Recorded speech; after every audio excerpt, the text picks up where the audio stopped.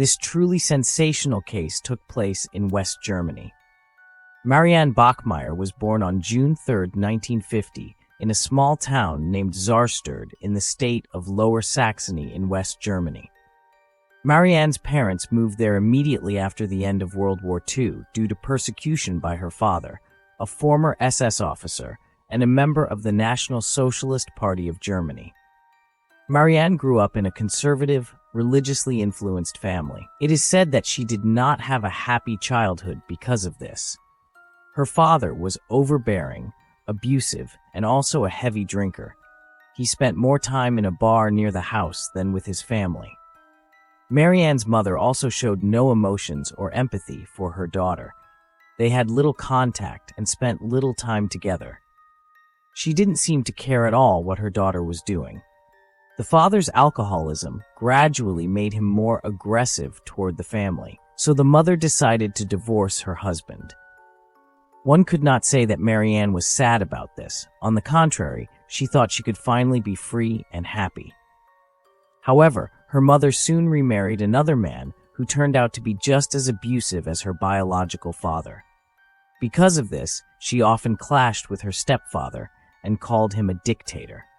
Unfortunately, the young girl's mother did not take her side, but always supported her husband and threw her out of the house in one of these conflict situations. On the street, Marianne was repeatedly abused by various men. As a result of one such incident, she became pregnant. In 1966, at the age of 16, she gave birth to her first child. Due to the lack of a normal home and a steady income, Bachmeier was forced to give her firstborn child up for adoption and became pregnant again 2 years later by her then-boyfriend. Despite the unhealthy relationship with the man, Marianne insisted on keeping the fetus. Shortly after the child was born, she was again abused by a stranger. This unpleasant experience triggered a series of psychological issues for the girl. Additionally, her boyfriend decided to leave her, leaving her alone with the child without being able to support herself. Therefore, she had to place the child in foster care again. After some time, Marianne dropped out of school entirely and looked for a job to finally support herself. Around the same time, she met a man named Christian Berthold, the manager of the bar where she started working. Shortly after meeting him, they began dating, and a few months later, the girl became pregnant with her third child. This time, she was prepared to take care of raising it, as she had a steady income. However, Christian did not agree with Marianne's decision, and eventually, the young couple ended their relationship. Notably, the separation from the child's father did not affect her decision to give birth to the child. On November 14, 1972, the girl gave birth to her third child, a girl named Anna. Marianne's mother demanded that she give up this child just like the other two, but she was not willing to do so. Moreover, she could not bear the guilt of giving up a third child, so Marianne decided to be a good mother. Among other things, she underwent surgery that completely destroyed any chance of conceiving again. As she later admitted, this was quite normal at the time. Since then, the girl and her little daughter have lived in Lübeck. Despite the various difficulties that Marianne faced in one way or another, she felt happy. Anna was the only person in her life who did not want to harm her or do her any harm. However, the fact that she was raising her daughter alone meant that Marianne had to take her to work at the bar, making it impossible for her to care for her child except during rare breaks from work. Over the years, Anna grew older, and those close to the Bachmeier family noticed that she treated her daughter like an adult despite her young age. She demanded both independence and responsibility from her daughter. Anna, in turn, was an unusually open and creative child. She was often left to herself, especially on days when her mother worked late into the night and then slept all day. Marianne was very aware that such a lifestyle was not suitable for raising a child. She sometimes even thought about finding a good foster family for her daughter, but she quickly tried to suppress that thought. At the same time, 7-year-old Anna enjoyed her freedom. She explored the surroundings of her neighborhood and wandered back and forth alone. She met various people, some of whom obviously had rather bad intentions. Anna also played with pets, which sometimes got her into trouble. This happened on May 5, 1980. According to the information available, Marianne had an argument with her daughter because she woke up in a bad mood and expressed a desire to skip school. The girl said she wanted to go to the park to play with her friends. Eventually, the mother gave in and allowed Anna to go play without guessing her true intentions. When Marianne returned home from work in the evening, she found that her daughter was still not home. She waited a few more hours, hoping the child would show up soon, but that did not happen. So the girl decided to go out on the street and try to find the child on her own. She asked some of her daughter's friends and their parents to find out anything about Anna's possible whereabouts, but no one knew anything. She seemed to have simply vanished into thin air. Realizing that she could not manage alone, Bachmeier turned to the police and reported the incident.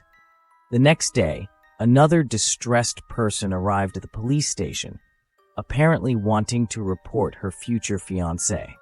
She stated that her partner had apparently committed the murder of a girl who sometimes came to the apartment to play with the cats. At least he confessed to her himself. She added, among other things, that the girl's name was Anna. After hearing the woman's statement, the police realized that everything indicated that a 35-year-old man named Klaus had committed the crime. Afterward, he felt guilty. That is, his conscience would not leave him alone. As a result, he told his fiancée in detail what had happened. This triggered a fierce argument between the two, after which Klaus went to a bar and drank until he was unconscious. Klaus Grabowski had already had a run-in with the state at this point.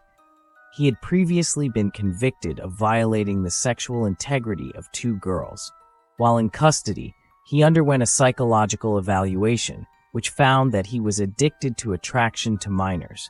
Moreover, he was practically incapable of self-control.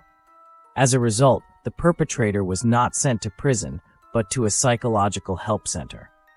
After several years, the authorities offered him a highly questionable chemical castration in exchange for early release. Klaus, in turn, agreed to the proposal without much thought. It should be noted that this procedure was practically painless. In fact, a person who has committed certain illegal acts is given a series of injections containing a drug that reduces the activity of hormones responsible for arousal and attraction. The idea is that a criminal who has undergone such correction will never again commit their misdeeds. However, modern experts believe that such a measure cannot completely free a person from obsessive thoughts and fantasies. In this case, it was even completely ineffective. This was primarily because the procedure described above was easily reversible. Nevertheless, Klaus was released and was soon no longer under police control. A few years later, Grabowski underwent hormone therapy to reverse the effects of chemical castration and increase his testosterone levels. Law enforcement generally did not advise against it, mainly because the man explained to them that he wanted to start a family. Thus, he gave the impression of a man who was leading a normal, happy life. To maintain this image and earn a living, he opened a small butcher shop. Over time, the people around him almost forgot about his reputation. The day after Anna's murder, the police went to Klaus's house, but he was no longer there. He took the girl's body with him and left a note for his fiancée, asking her to meet him at a bar that same evening to discuss what had happened. The authorities took advantage of the opportunity and arrested the man as soon as he appeared at the venue. Immediately after his arrest, Grabowski stated that he initially had no intention of touching Anna. He defended himself in the most disgusting way, claiming that the 7-year-old girl had seduced him and extorted money from him. He claimed the girl manipulated him by saying she would tell her mother about his attempts to touch her. Klaus then mentioned that he had hidden the victim's body in a cardboard box, which he placed on the shore of a nearby canal. Marianne was shocked and devastated when the authorities came to her house to inform her of her daughter's tragic death, but the worst phase of her life was yet to come. During the lengthy trial, the woman had to listen to the statements of various witnesses, all of whom said she was an incompetent mother and that her daughter had practically grown up on the street. According to those questioned, such an incident could have happened at any time, since the girl's mother was practically never home and worked in a bar until late at night. These words hurt Marianne, who was already inconsolable and angry. However, what bothered her the most was not that, but the fact that the defendant was likely to evade responsibility for his actions and escape deserved punishment. It was almost clear to everyone that Klaus had certain psychological problems that would spare him from prison. Therefore, Marianne began to plan revenge against the man who had taken her daughter's life and was aware that she would have to get her hands dirty in doing so. Klaus, for his part, continued to stick to his position, emphasizing that it was Anna who had seduced him and then manipulated and threatened him for money. In his opinion, the girl's behavior was the deciding factor that led him to commit the crime. He claimed he did it to avoid going to prison. After hearing Grabowski's false statement, Marianne came to what she thought was the only solution at the time. She bought a gun. After purchasing the weapon, she practiced shooting for several months. She did this secretly from her relatives so that no one would suspect anything.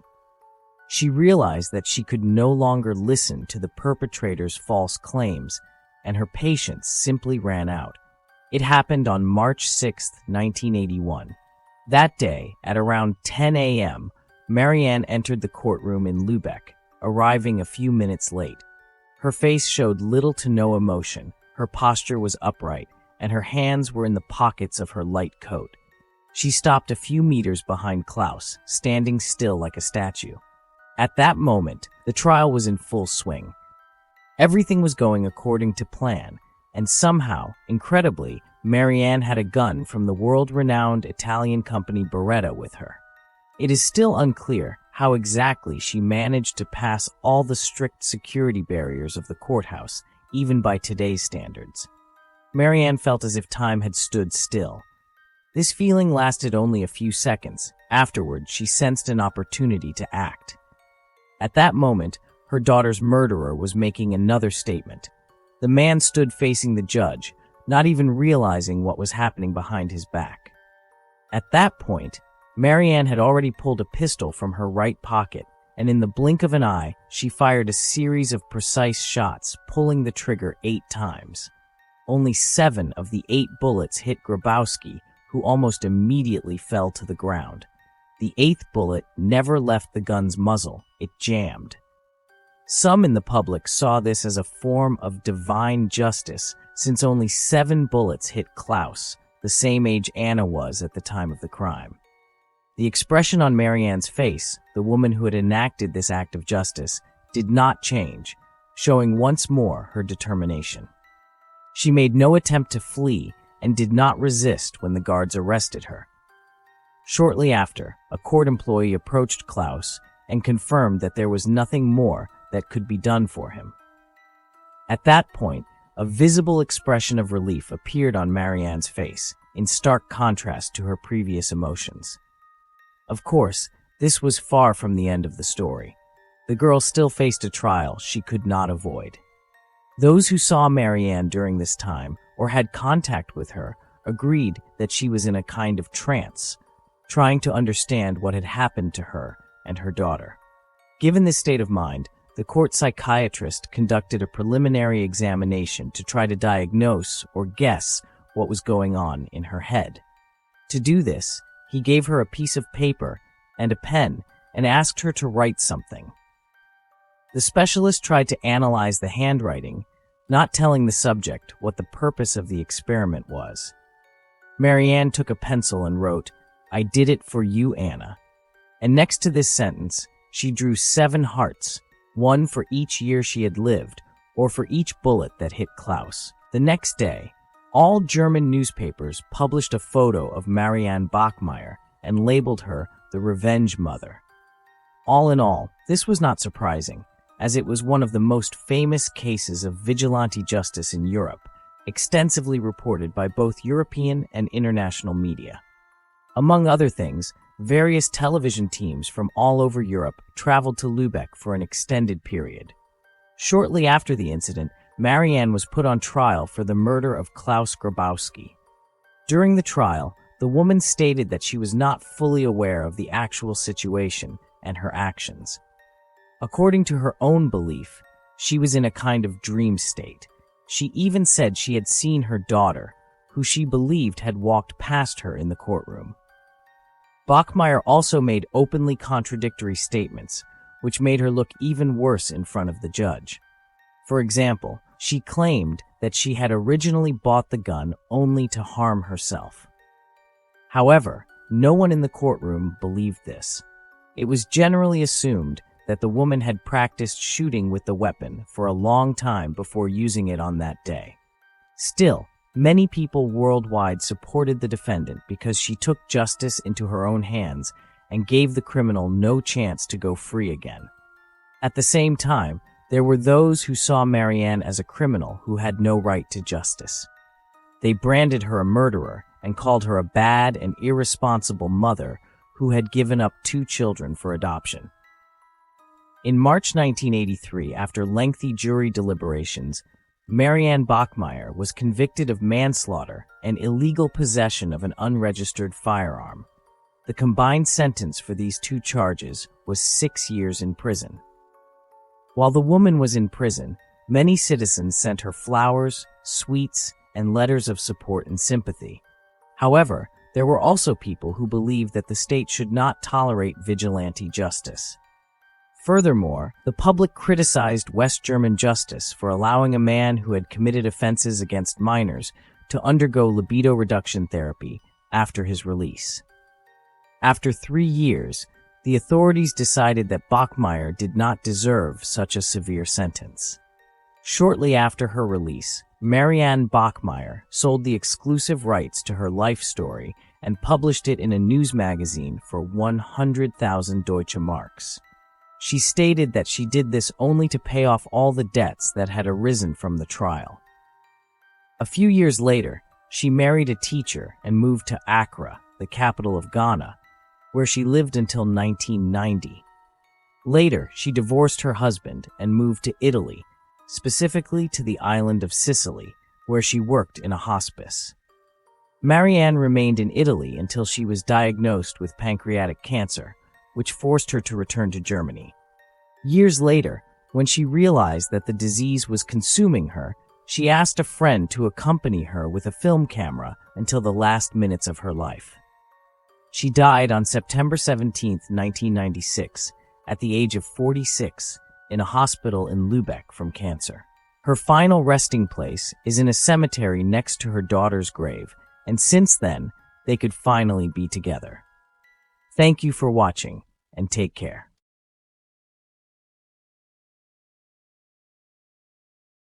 In 2017, the Japanese population was gripped by horror after a terrifying case was solved.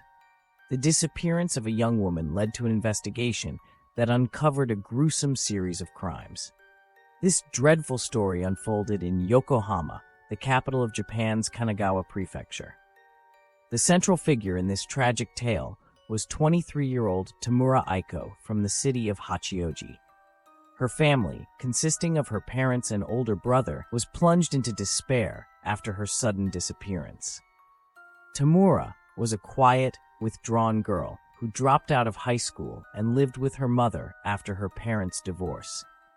In May 2017, her mother died from an illness, which was a devastating blow to Tamura and led to mental health problems. She was diagnosed with schizophrenia, and her condition worsened to the point that she needed to be treated in a psychiatric clinic. Despite the distance, Tamura's brother supported her through social media with words of comfort and hope. Things seemed to be going well, and it appeared that his sister's life was slowly improving. However, in October 2017, the girl disappeared without a trace. During the desperate search for his sister, a series of crimes came to light that shook all of Japan. The fate of Tamura and other victims left no one indifferent.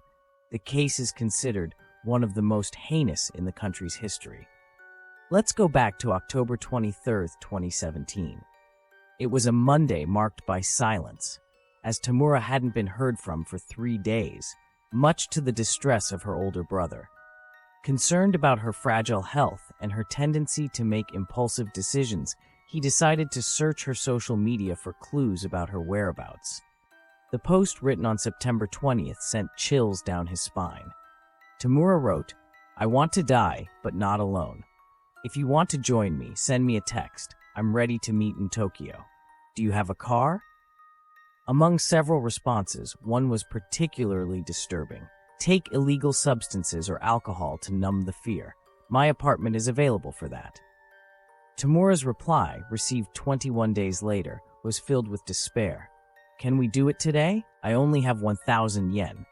We can do without weapons. Where are you? Are you a man or a woman?" This dialogue alarmed Tamura's brother, who feared an ominous encounter. To find her, he posted a missing person notice on her account, describing the mysterious man and asking the public for help. After a day of fruitless searching, the man contacted the police. The officers immediately launched an investigation, which quickly led to a crucial clue. Tamura was last seen on October 23rd at 1:45 p.m. at Hachioji Station, accompanied by a man in his mid-20s with shoulder-length black hair and a slender build. It was found that they traveled from Hachioji to Machida Station and then took the Odawara line to Sobudaimai Station in Asama, far from her home. By 2:04 p.m., they were already there, but by 7 p.m., they had both disappeared from the station.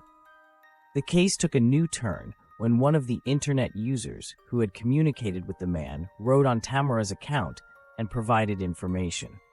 It was a young woman who said she had arranged to meet the man at Sobudaimai Station on October 30th. The police advised the woman not to go there and instead sent undercover investigators, including Tamura's brother. In the afternoon, the surveillance team spotted a man matching the description on the video, seemingly waiting for someone. Being cautious, they followed him to a 2-story house nearby, just 750 meters from the station. The man entered his apartment and was followed by the police. When the officers knocked on the door, they smelled a foul odor. When the door swung open, they were met with a grim sight. Tamura's brother immediately noticed her white bag inside. When asked about Tamura, the man gestured toward the freezer, suggesting her presence. The apartment's layout was simple yet unsettling. Upon entering, there was a bathroom to the left and a kitchen above, with a small attic. This was also the living room where the horrific discovery was made. The police found 8 boxes, and following the man's instructions, they opened the freezer, revealing a monstrous scene. Beneath layers of cat litter were human heads, legs, arms, and various bones, the remains of those who had disappeared some time ago. A quick inspection of the 8 boxes in the living room showed that 7 contained dismembered human bones, while the 8th was a chaotic heap. The man was immediately arrested, and a large number of police officers arrived at the scene to begin an official investigation. At the crime scene, along with the box of toxic substances, the other 7 boxes contained a total of 9 human heads and 240 bones, emitting an unbearable stench of decay. In the blood-soaked bathroom, the police also found a saw, scissors, a rope, and various incriminating tools, as well as several pairs of shoes and leather wallets. The forensic investigation revealed that one of the 9 victims was male, and all were dismembered. The causes of death are still unclear. The most recent death occurred less than 2 weeks ago, and the earliest about 3 months prior. When the news spread, a crowd, including many journalists, gathered outside the house, forcing the police to cover the crime scene with a blue tarp. The neighbors interviewed by the officers said there were no unusual noises that could not be attributed to the nearby railway line. However, many residents had noticed an unpleasant smell since the man had moved into the first floor of the building. On November 9, 2017, 16 days after the incident, the police identified 9 victims through DNA matches. They included Miura Mitsuki, a 21-year-old office worker from Atsugi in Kanagawa Prefecture, 15-year-old high school student Hongi Ishihara, and other individuals aged 17 to 26, many of whom suffered from mental illnesses. The case shocked Japanese society and raised the question of how the perpetrator managed to commit 9 consecutive murders in just a few months. The identity of the suspect was later revealed.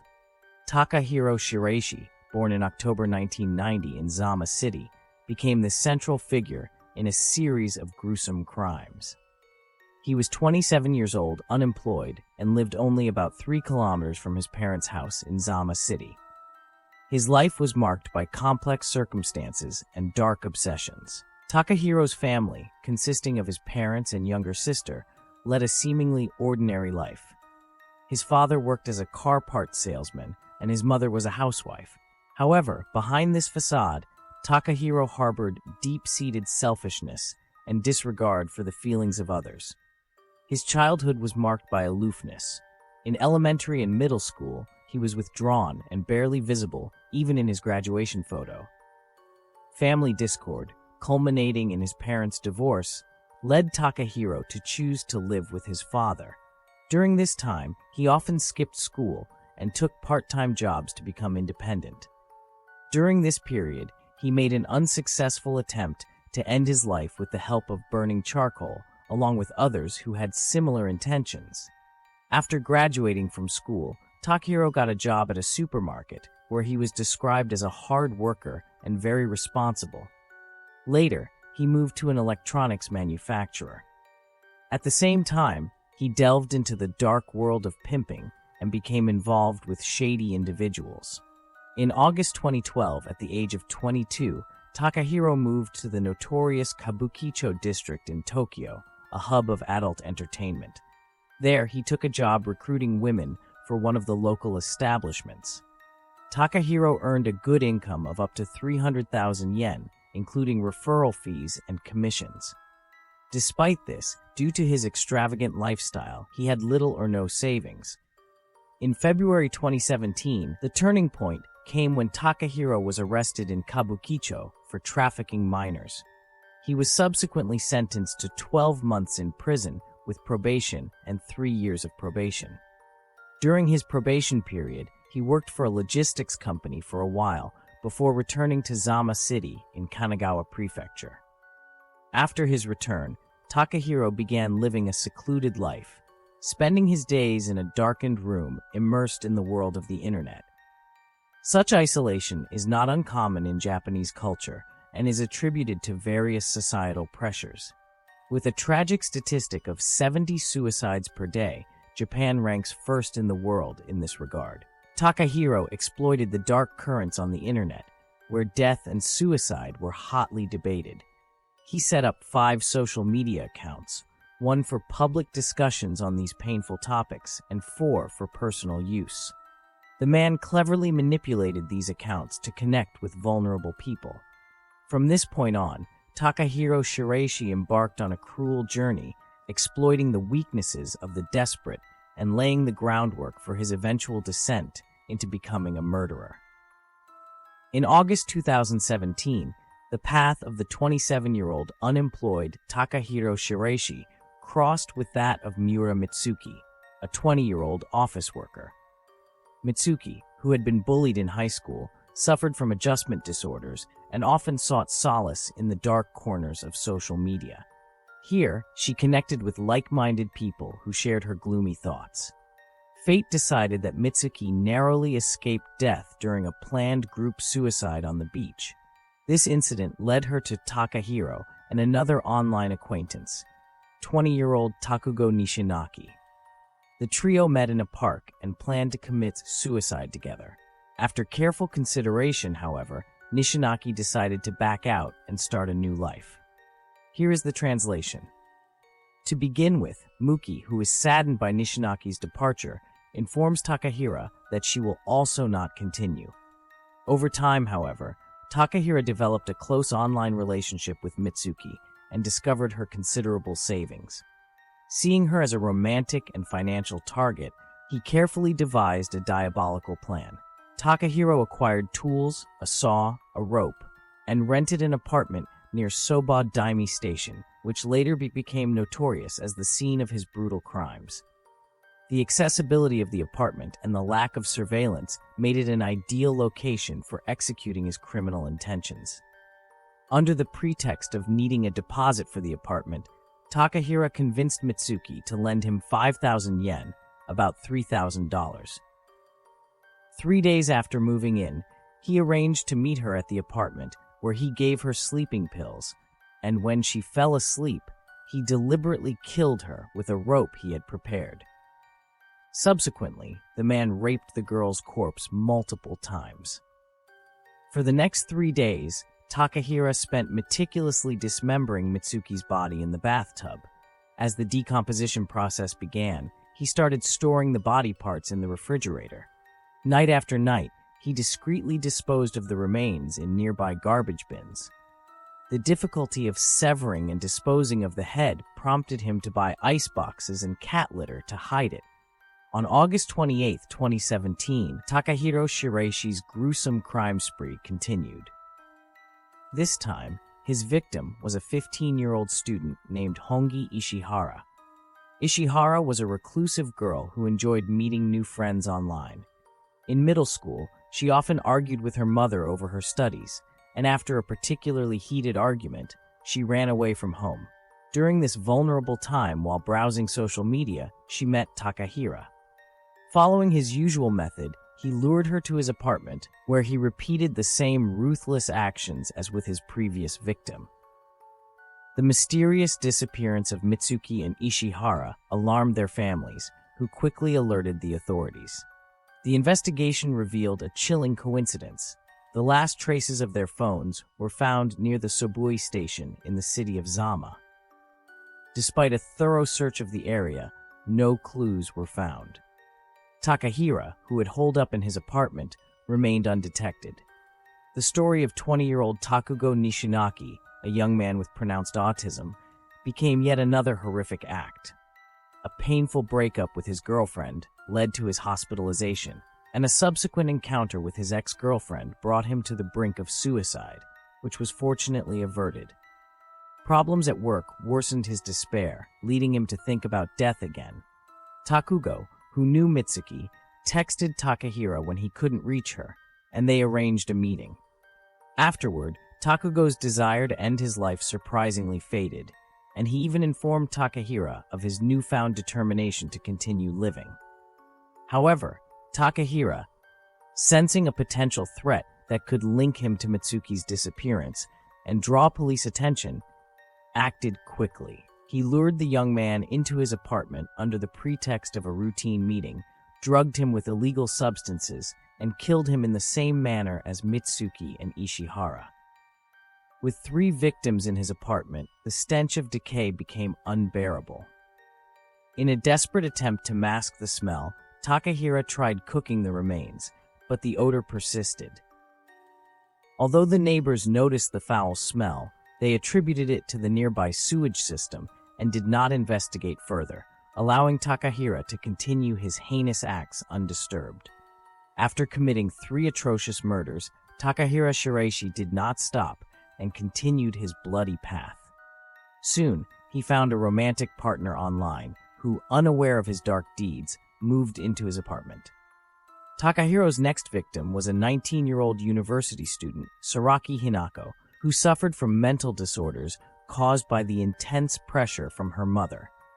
On September 15, 2017, Takahiro took advantage of an opportunity when his girlfriend was not at home and lured Saraki Hinako into his hideout, where he strangled, raped, and murdered her. Shortly after, Takahiro attacked 26-year-old Hitomi Fujima, a divorced woman struggling with her child's disability and unstable family circumstances. Her desperation, expressed on social media amid a second divorce and a forced move, caught Takahiro's predatory eye. Their encounter took a fateful turn when Hitomi received a call from her ex-husband requesting a meeting. Fearing this call might thwart his plans, Takahiro decided to end her life swiftly and mercilessly. To reduce the smell from his victims, he devised an elaborate ventilation system for the apartment. His ruthless attacks claimed 4 more victims. In total, he killed 9 people. The 9th box at the crime scene was fortunately empty. It was intended for the 10th victim, but timely police intervention prevented another tragedy. Due to the complexity of the case and the need for meticulous evidence collection, the trial's commencement was delayed by almost 3 years. On September 30th, 2020, the hearing finally began in a Tokyo court, where Takahiro declared, "I regret killing some of my victims, with whom I spent a lot of time, and I want to apologize to those families. But as for the others, I truly regret nothing. The only thing I regret is that I failed when I was caught." The man has since confessed to killing and dismembering 9 people. Takahiro claimed his motive was intimacy. He wanted to exploit his victims' vulnerability to manipulate and abuse them, satisfy his fantasies, and not worry about them rejecting his advances. His defense attorney requested a reduction in sentence due to his alleged psychological issues. However, the court found no reason for a reduced sentence and sentenced Takahiro Shiraishi to death on December 15, 2020. After the verdict, the man's lawyers filed an appeal, which Takahiro withdrew 3 days later, stating that he did not want to unnecessarily trouble his relatives by prolonging the proceedings. He also stated that all the charges against him were true, and he did not wish to contest the verdict. The Japanese agency responsible for the use of social networks has since revised its rules and banned content related to suicide and self-harm, ensuring that all violations are promptly removed. This horrific case highlights the sanctity of life and the importance of resilience in the face of despair. It reminds us to seek help and support in the most challenging moments of life, as circumstances can change. Thank you for watching, and take care of yourself.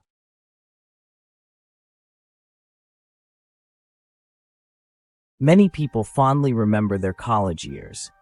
It's the time of youth, filled with the desire to grow and the strength to write one's own life story. However, the dreams of some young people are treacherous and cruel. The worst part is that sometimes they dare to fulfill them, leaving a bloody trail in the fates of the innocent. Eric Franklin Plunkett was born in 1981 in Portland, Oregon, USA. He was a friendly and cheerful young man who grew up in a loving family with an older sister. His parents' names were Lise and Craig. When the young people met, they quickly found many commonalities and realized they couldn't live without each other, so they began planning a move to Los Angeles. The young couple wanted to build their careers, but fate had other plans. Soon, the lovers found out they were expecting a child. They were happy that a baby girl was born, and at the beginning of 1981, Louise became pregnant again. However, the second pregnancy was more challenging because, during this time, the woman contracted rubella, a disease that is practically harmless in childhood but can lead to serious consequences and even miscarriage in adulthood. There was a significant risk that the baby would be born with severe deformities, including brain malformations. When the baby was born in September 1981, he initially appeared outwardly healthy. After 3 months, however, the mother noticed health problems with Eric. He did not react to loud noises, and some motor functions were difficult for him.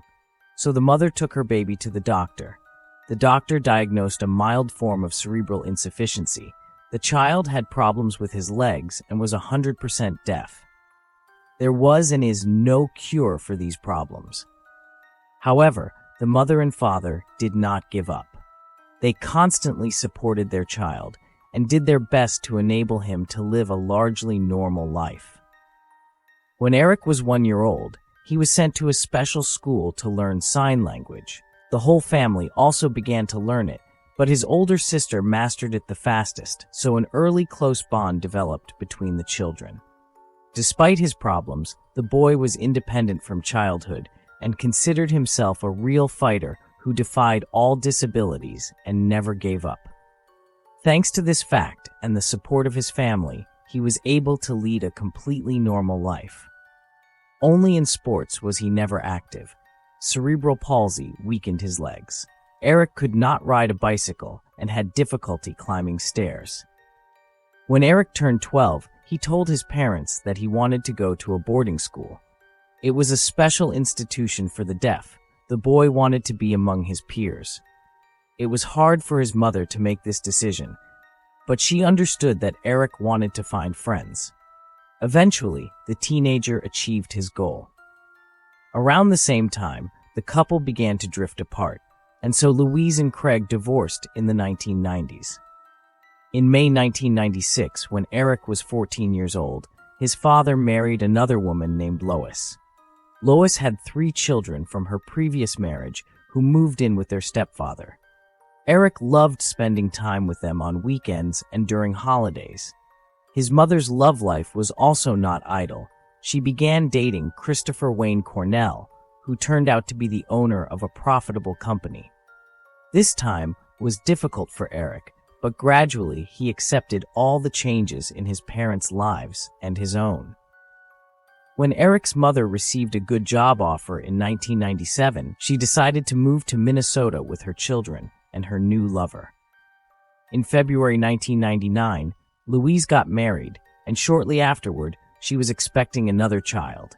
In August 1999, Eric got a younger sister named Shan.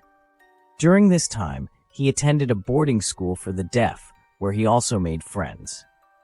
He dreamed of becoming a psychologist and helping people who were struggling with the same problems as he was. To this end, he wanted to study at Gallaudet University, a unique educational institution known worldwide for its programs specifically designed for the deaf and hard of hearing. There, all the prerequisites were created for a comfortable education for people with special needs. To get there, the young man dedicated all his free time to his college. Eventually, this determined young man graduated from his college with honors. This happened in May 2000. He mastered the sciences so well that he received several awards for his academic achievements. It seemed that his dream of studying at Gallaudet was coming true. However, he still had to qualify for the university. At the beginning of the year 2000, about 2,000 students were studying there. Despite its reputation as one of the best universities in the United States, the campus was located in a rather criminal area of Washington, about 12 minutes from the city center. Shortly before the events described above, there was a veritable cocaine boom in the city, which only worsened the situation. The local university was considered the safest place in the city, and Eric had been accepted within its walls. Now he had to undertake a long journey to study far from his family. His mother was very worried about this, but she had to let her son go to fulfill his dream. Eric quickly became part of the student body. He was very friendly and shared everything he had. The student immediately set up his room according to his preferences and hung all the walls with family photos. Due to his sociability, the boy quickly made contacts with the other students. On September 8th, Eric celebrated his 19th birthday. By this time, he had already built close relationships with several people. One of his best friends was a guy named Thomas Minch. He was a very creative person and lived in a neighboring dormitory. His circle also included his modest but loyal friend Benjamin Warner and the 22-year-old Joseph Mesa, who attended the university with his girlfriend. He was generally an open person, so much so that he had an open-door policy in his room. He owned a large collection of videotapes with various films, which he willingly shared with anyone who wanted them. It was not unusual for other students to come by, take what they liked without asking, and leave again. This happened on September 6, when the man was talking to his sister, with the camera oriented so that the girl had a full view of his room. At that moment, someone came in, took something, and left immediately. When she asked what that was, Eric replied, "It was okay." This surprised her greatly because she thought her brother was too careless when it came to his safety. Later, the teenager's mother joined the conversation. They had a short talk as she was working and very busy. Later, she regretted this very much. Had she known that this was the last time she would see her son alive, she would have paid more attention to the conversation. On September 28th of that year, all the students of the university gathered in Coxwell Hall. The lectures were already over. During this time, a student named Lauren was on campus duty on the ground floor. After classes, one of Eric's friends, named Joseph Mesa, approached her and told her that his buddy was supposed to come for tutoring at 8 p.m., but he hadn't shown up. Normally, this wouldn't be a cause for concern, but Joseph noticed several suspicious details. Eric hadn't been in the morning lecture at the university, which was uncharacteristic for him. Eric's room was not open as it usually was. This time, it was locked, which was entirely untypical for him. The guy didn't respond to knocking or attempts to contact him. Additionally, a very unpleasant smell emanated from behind the closed door, which smelled neither of alcohol nor of grass, as is typical for a student dormitory. All these facts alarmed the duty officer, and she decided to see what was happening. However, she was too shy to go into the men's wing of the dormitory herself. The woman called her male colleague on duty for help, who, together with her, knocked on Eric's door. However, there was no answer. So the duty officer used his special key, which could open any dormitory door. When they entered the room and turned on the light, the first thing they saw was a large amount of blood on the carpet. A trail of blood led from the computer desk, and in the middle of the room lay Eric in a pool of blood. His acquaintances knew that the young man could have had a seizure during which he lost consciousness. Lauren suspected that he had just had a seizure during which the student had fallen and hit his head. Everyone was in shock. They ran out of the room to call an ambulance and the campus police. When the paramedics and security personnel arrived at the scene, they declared the young man dead. They also immediately determined that it was a violent death. It was neither a seizure nor an accident. The local police arrived at the building soon after. For safety reasons, all students and staff were promptly evacuated from the campus, and a murder investigation was initiated. Although the university was located in a crime-ridden neighborhood, what had happened was new for Gallaudet. Similar attacks had not occurred here before. After examining the crime scene, the forensic doctors discovered some important details. The victim lay in a pool of his own blood. Eric's neck was broken. Near the body lay broken glasses and a piece of scalp with hair. It was determined that the perpetrator may have used a chair to inflict the injuries. Initially, the cause of death was assumed to be blunt skull trauma. It was obvious that the murderer had become enraged, which is why he inflicted such a large number of blows on his victim, far more than was necessary to kill him. It could have been a case of personal hostility. The police took the body and sent it to the forensic laboratory. At the same time, the family of the deceased in Burnsville, Minnesota, was having dinner. Suddenly, they heard a knock at the door, and when they opened it, 2 police officers were standing there. The parents were informed of the death of Eric Plunkett, who had just started studying a month ago and had tragically lost his life. The young man's family was shocked and took the first flight to Washington.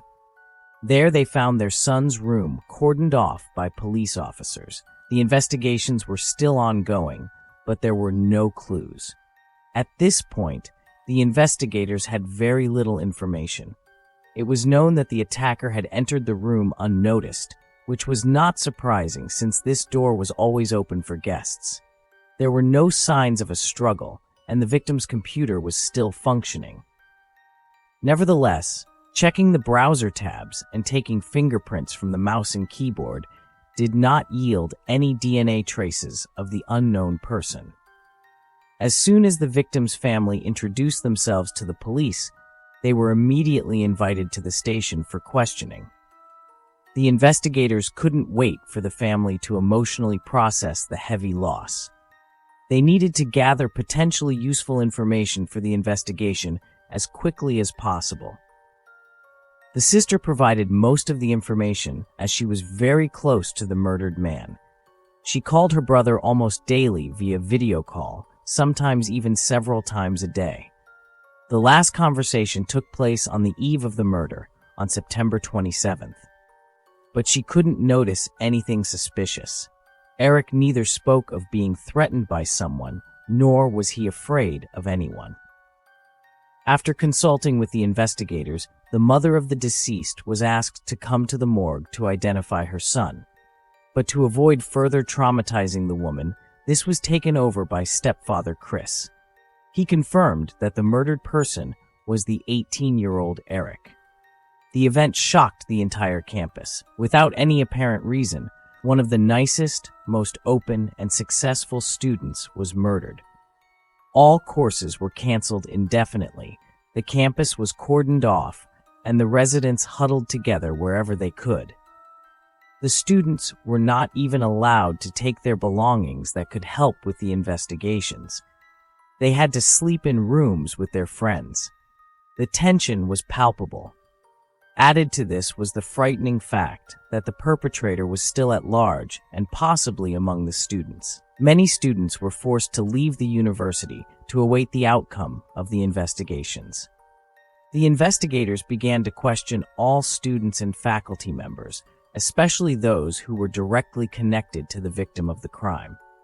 The once lively university became a veritable ghost town.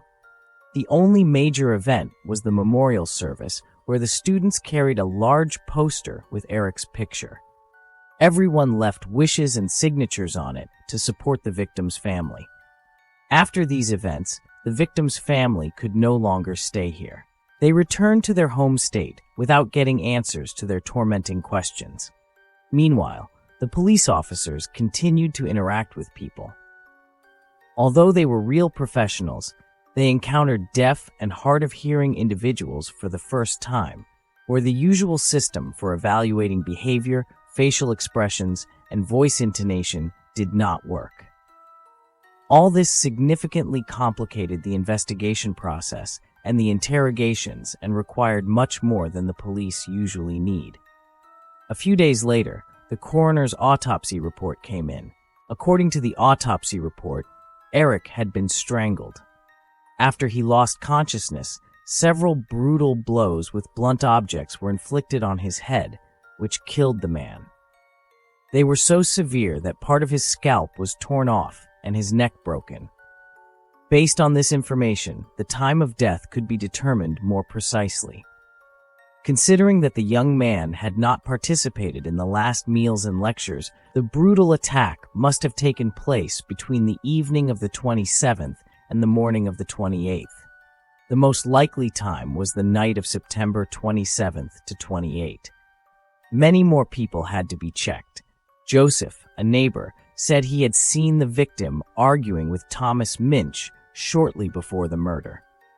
The funeral of the murdered man took place on October 3rd. At the same time, the police arrested one of the students on suspicion of murder. It turned out to be Thomas Minch, a friend of Eric. He was the one with whom the victim had had an argument shortly before his death.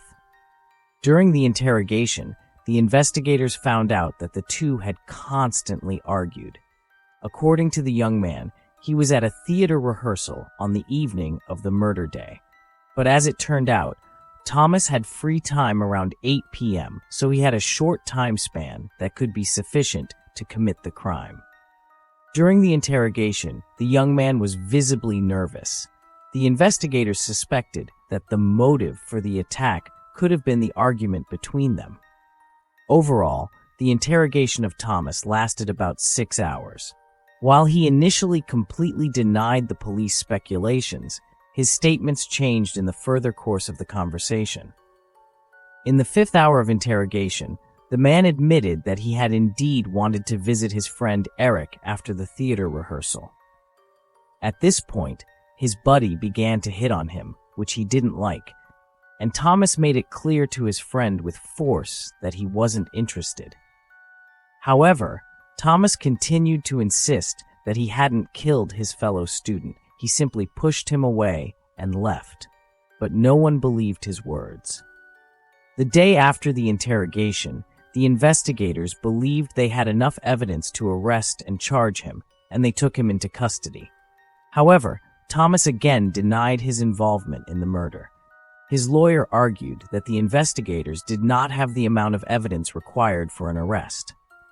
Eventually, the man was released, and all charges were dropped. But what had happened had already dealt a severe blow to the young man's reputation. Thomas even received several threatening letters in which he was urged to leave the campus as he would be next. Consequently, the dean decided to expel Thomas from the university for safety reasons. At the same time, additional security measures were taken on campus. That is, numerous new cameras were installed throughout the facility, and more security personnel were hired to guard the grounds. The university administration then requested the police to complete the inspection of the grounds and allow the university to continue running as usual. This request was granted, and classes at the university were resumed. However, the investigation into the crime continued. 30 days after Eric's death, the police obtained a search warrant, and the investigators returned to the room where the deceased had lived. The reason for this was the receipt of information that on the day of the murder, someone had used the man's bank card and made several purchases in various stores in the city. It could not be ruled out that the deceased had made these purchases, but it was more likely that the money had been stolen by the murderer. During the search of his room, they found no new clues. Subsequently, the investigators checked the stores in the mentioned district. In these stores, someone had shopped using Eric's card. Unfortunately, 30 days after the crime, all camera recordings had already been deleted. Due to this standard procedure, an important lead was deleted just a few hours before the police arrived. There was no way to recover the footage, and the material had been overwritten. Thomas was still the main suspect who might have a motive. The investigators called him back to the station to obtain a sample of his signature and compare it with that on the checks used for the purchases. In parallel, his DNA was tested since several hairs had been found in the victim's room. They did not match, however. When checking the signatures, it turned out that they did not fully match the checks, but there was a distant similarity between them. Thomas could not be completely ruled out. Perhaps he simply wanted to change his signature and deliberately wrote in an untypical way. On February 3, 2001 at 4:15 a.m., the fire alarm sounded on campus. However, there was no fire. Nevertheless, all students were brought outside, and a roll call began. It was then learned that there had been a new crime on campus. This time, one of Eric's friends named Ben had been murdered. He was 19 years old. There had been a violent struggle in his room. The young man was bigger than the previous victim and desperately defended himself against his attacker. His murder was even more brutal. As a result of the boy's resistance, the floor, walls, and even the ceiling were saturated with the victim's blood. The crime scene resembled a battlefield. The university was again placed under quarantine so that the police could investigate the case unhindered. The atmosphere at the university was heated to the extreme. Students went home and were afraid to attend the university. It was believed that a madman was on campus killing students. The most unpleasant thing about the whole matter was that the murder took place shortly after the return of the suspect of the first murder, Thomas Minch, to the city. The murdered Benjamin was not completely deaf. he could perceive very loud noises. To enable this, he had undergone prosthetic treatment as a child, which allowed him to partially regain his hearing. He had recently turned 19 and was born in San Francisco. The second victim resembled Eric in many ways. The young man was rather shy and reserved, but friendly and extremely intelligent. As far as sociability was concerned, he didn't like loud parties, but preferred to read. Ben was determined and good-natured, but unfortunately, that didn't save him from the hands of a serial killer. When Thomas arrived in the city, he got to know Eric fairly quickly, and the two began to befriend each other. After his friend's death, he went home for the winter holidays, and it was a critical time because the student was afraid of becoming the next victim. He considered whether he should return to the university and eventually decided to take this step, and soon there was a new murder. After the new crime, the police officers had to go through all the investigative steps that had already been carried out with Eric once again. The second victim had 17 stab wounds to the back, head, neck, chest, and even the eyes. He showed numerous defensive injuries on his arms and palms. He was obviously trying to wrest the weapon from his attacker, but he didn't succeed. He also suffered severe trauma from a blow with a blunt object to his head. Similar to the first act, there were no signs of forced entry into the room. The duty officer on campus informed the police that Ben had repeatedly requested a different room shortly before his death, but the matter was still under consideration. Did he have a good reason for this request? What could be the reason for the room change? All of this was not yet clarified. Thomas was again the main suspect.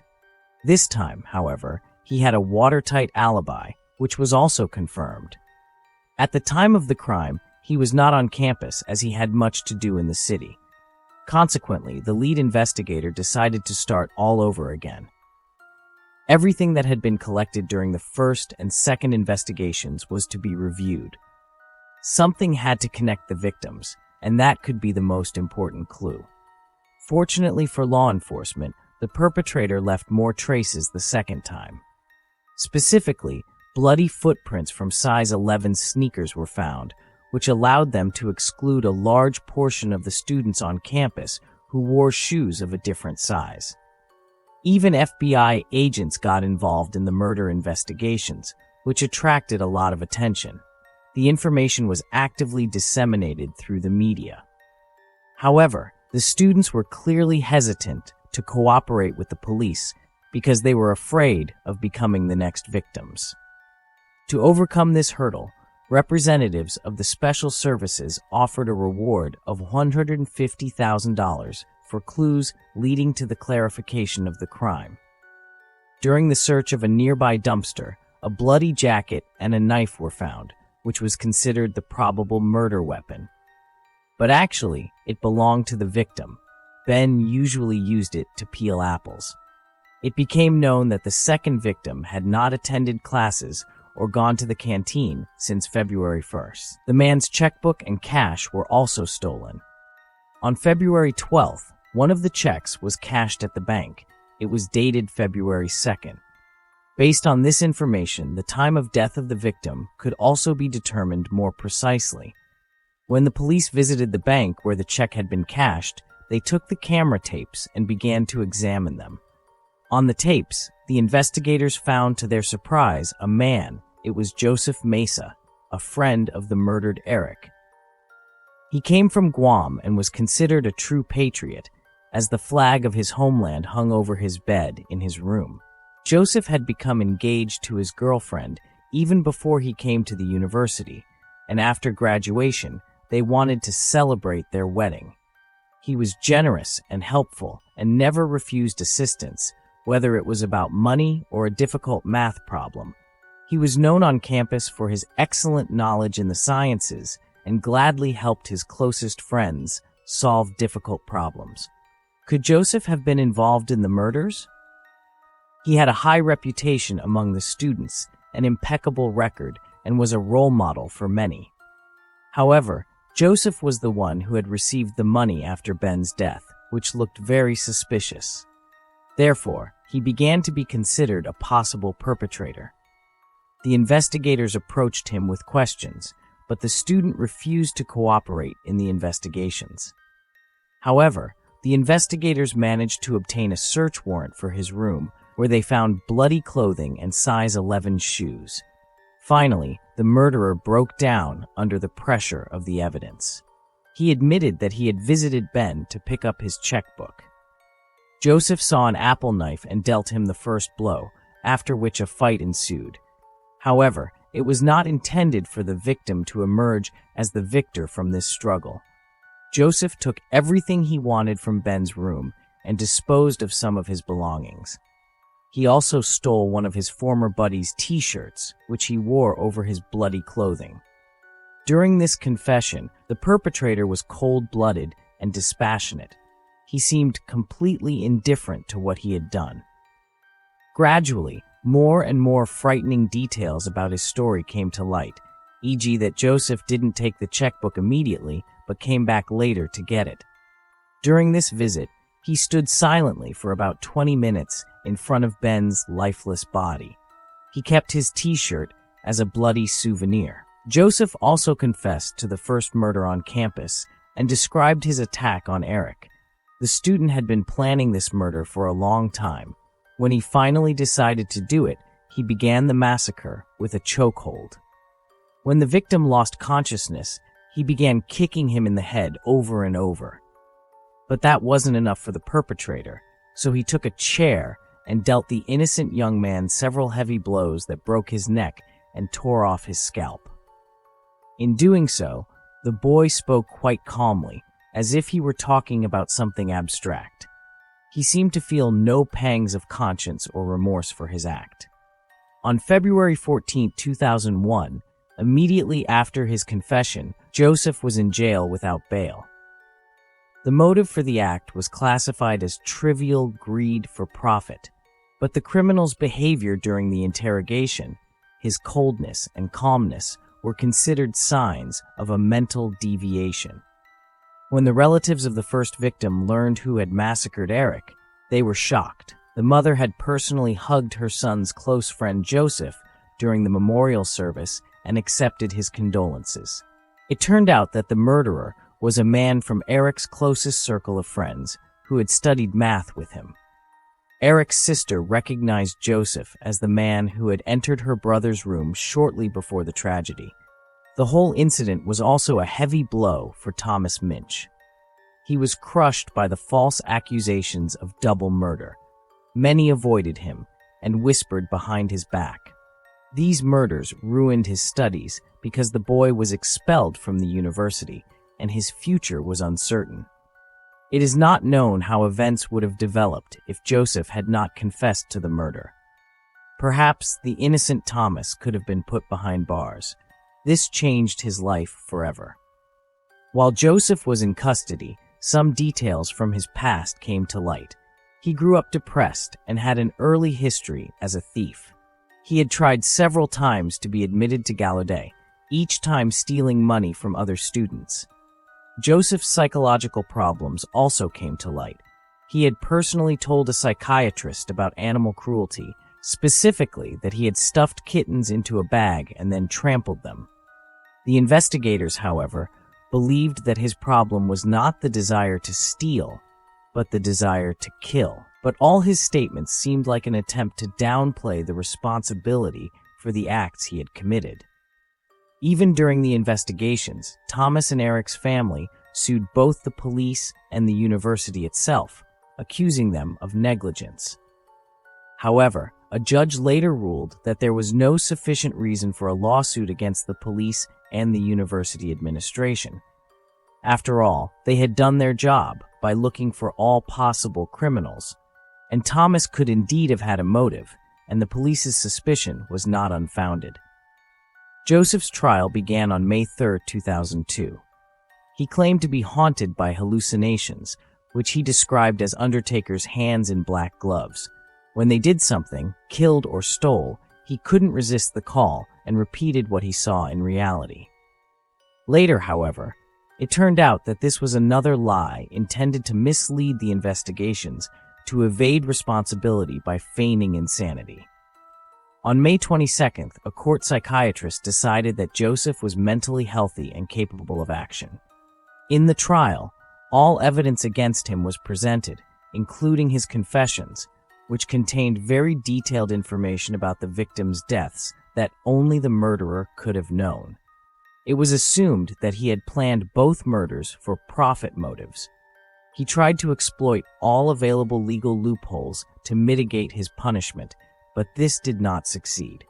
The defendant was found guilty of both premeditated murders. In 2002, Joseph was sentenced to 6 life terms and an additional 90 years for robbery. All this was a heavy blow for all students, faculty, and Gallaudet University. The dormitory where the 2 massacres took place was never used again as a student residence. Thank you for watching, and take care.